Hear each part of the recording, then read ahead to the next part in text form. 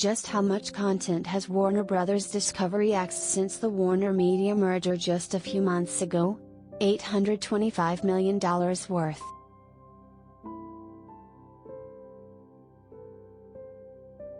The company disclosed in a regulatory filing Friday that it has taken a $825 million write-down on content following the deal. That figure includes a $496 million impairment on content, as well as content development write-offs of $329 million.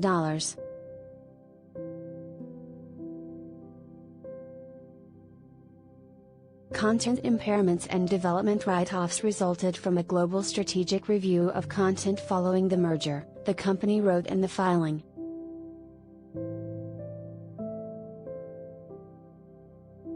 The impairment and write-off figures were spread across the company's studios business, which includes the film and TV studios, its networks business, which includes the linear TV networks, and its DTC business, which includes streaming services like HBO Max and Discovery+.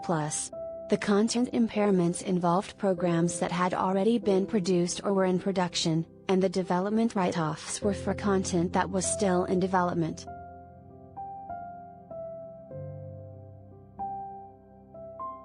And that dramatic figure probably does not include Batgirl or Scoob, Holiday Haunt, two movies that, until this week, were slated to debut on the HBO Max streaming platform.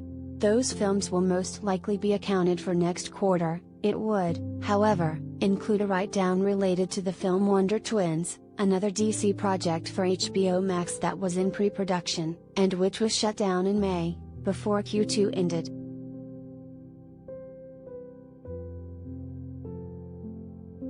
The filmmakers of Batgirl were told that the project would not move forward earlier this month, despite it being well into post-production. Sources at the company indicated that it planned to shelve the film for tax purposes, and the write-downs disclosed Friday would support that.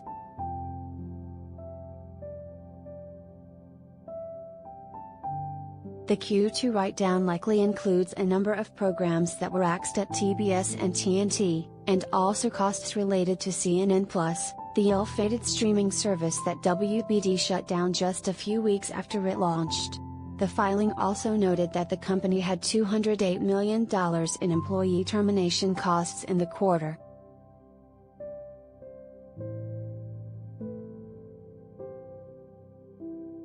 TBS and TNT have significantly cut back on programming since the merger, instead leaning into sports and unscripted fare. TBS cut comedies Chad, which had already completed production on its season, Full Frontal with Samantha Bee, and Tracy Morgan's The Last OG, while TNT announced an end date for Snowpiercer. Scripted development at both networks was paused, and the company opted to not renew its deal to air the SAG Awards.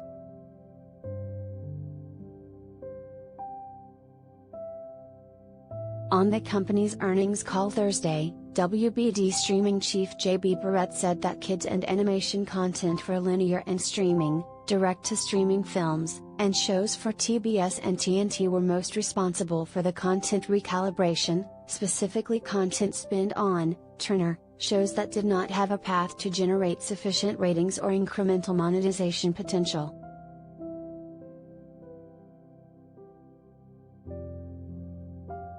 WBD, led by CEO David Zaslav and CFO Gunnar Wiedenfels, has said that it is seeking some $3 billion in cost savings in the next few years tied to the merger.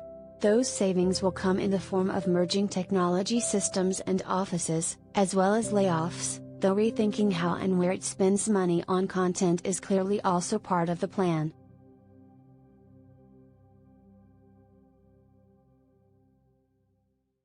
Owning the content that really resonates with people is much more important than just having lots of content, Zaslav said on the company's earnings call Thursday.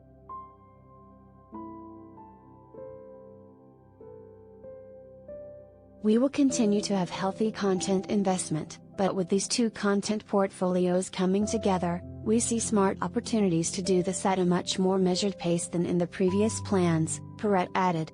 These are difficult decisions, but we are committed to being disciplined about a framework that guides our content investment for maximum return.